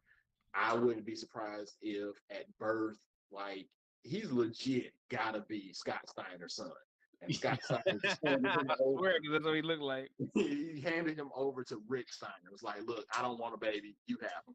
Like I'm in my head. That's what I believe. Like we just can't be anything else. But yeah. And Tyler Bate worked his butt off in this match. Like he God, was yes. doing a lot of his best moves. You know, he pulled out Bop and Bang, which I think the story was that Braun had been scouting him and could counter some of his moves and stuff like that. At the end, Bate had ended up getting the better of him, hitting some of his moves. Excuse me. He even hit him with the Tyler Driver 99. I think that's what it's called. Tyler Driver 99, I believe, or 98 is what he hit him with. 98. Tyler Driver 98. Hit him with it for a two fall, but he went to the well one too many times with trying to do that recoil off of the top rope that he normally does, where he bounced with his shoulder blades and does that clothesline. He tried to do that and got caught with a spear from Braun Breaker, and Braun Breaker becomes now the unified NXT champion off of that spear. Um, and that's the show. There wasn't anything major. There wasn't really any big oohs and ahs that occurred on that show. And I thought it was going to bleed over into All Out's 0 hour, but it actually lasted from it was 1 Central Time. No, excuse me, 3 Central Time when it started, and it ended around 5 ish, 5:15 ish, somewhere around there. So just like a little 2 hour, 15-minute show, almost like a takeover, but it didn't have the same energy as a takeover. Like Mm-mm. Clash at the Castle and some of the WWE latest shows have been NXT takeovers, thanks trips. But that was that from that show. Like it was a good show. Like I said, decent show, but I know that everybody doesn't watch NXT 2.0, so they wouldn't be able to follow everything. So if you follow NXT 2.0, a lot of times you can miss it and still follow along with the storyline. So, but for what it's worth, it's sad to see NXT UK go to the wayside, and I hope that they have places for some of these superstars while they wait on NXT Europe. But otherwise, good show. So anyway, any last words or anything like that from the weekend as a whole from you, OHB?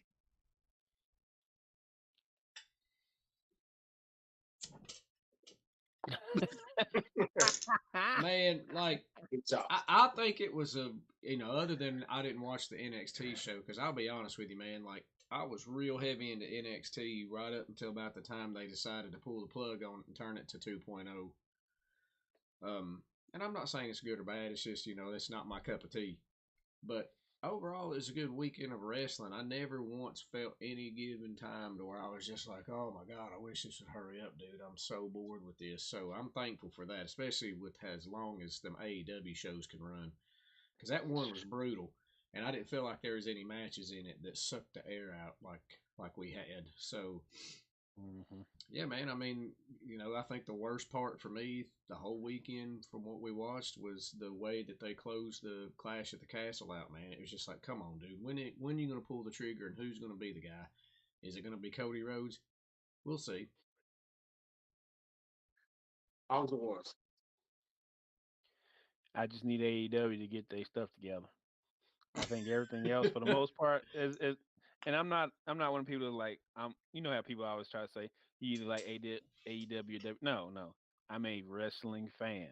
I like NWA. I like Impact for what Impact is. I love AEW. I love WWE when they act right. It's all about developing stars that I can actually give a half freak about. Once I do that, I'm fine. But my point is, I'm just glad that we had good matches.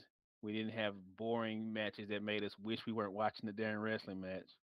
And you actually was looking forward to instead of saying, "Oh, here we go again. I got to sit here for 4 hours and watch a match." And that just means things are getting better, at least in some direction.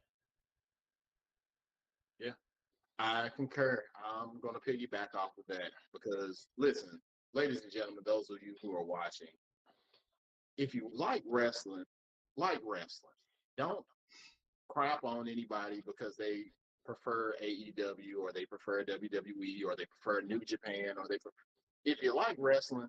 Better yet, if you love wrestling, watch all of it. It's not about where these folks are wrestling. Be happy that your favorite wrestler is wrestling somewhere.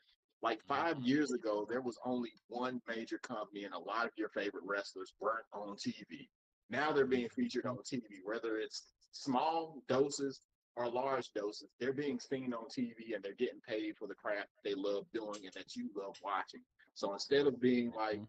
AEW sucks, WWE is the best, or WWE sucks, AEW, just be happy for wrestling because you wouldn't get weekends like this. Yes, it's 2 o'clock in the morning on the Eastern side, but dang it, we had a full weekend full of wrestling. And plus, tomorrow's Labor Day, so a lot of y'all are going to be at work or off work anyway. So sleep in, Mhm. get you some barbecue, drink something, smoke if you got it, whatever you do. Like, I ain't judging. I don't shame nobody in here. We're all inclusive in bros, boosts, and botches. But overall, it was a good weekend for wrestling. Yes, some of Mhm. the shows could have ended a little bit better. Some of them could have ended a little bit worse, but you got wrestling. And there's only more to come for the weeks to come. So that's my take on it. But before we get out of here, ladies and gentlemen, boys and girls, children of all ages, please make sure if you're watching the video, make sure you're pressing that like button, subscribe to the channel, click that notification bell so that you know anytime that your bros are going to be on YouTube. Also, go check us out at our pages on Instagram, bros underscore brews underscore and underscore botches. Go check us out individually. You can check Over Here Boy out on all social media platforms, including this one here, his own individual channel, and on Twitch at Over Here Boy, all one word. Catch Hogs Wars whenever you can, because right now he ain't set up. So he said, go yourself with all your social medias. Yeah. Um, You. or That Wamplers. that dude still does math with the abacus, so Oh, not the abacus. Or you can catch them at wamplers.com. Got some good sauce. Wamplersfarm.com. They got darn good sausage. Follow me over at Twitter at Badass Yellow Boy. That's BADAZZ underscore YELLABOI. Ladies and gentlemen, thank you for watching. If you watch this whole show, thank you. Thank you. Tell your friends, tell your kids, tell your mama, whoever. Um, but from myself, from Over Here Boy,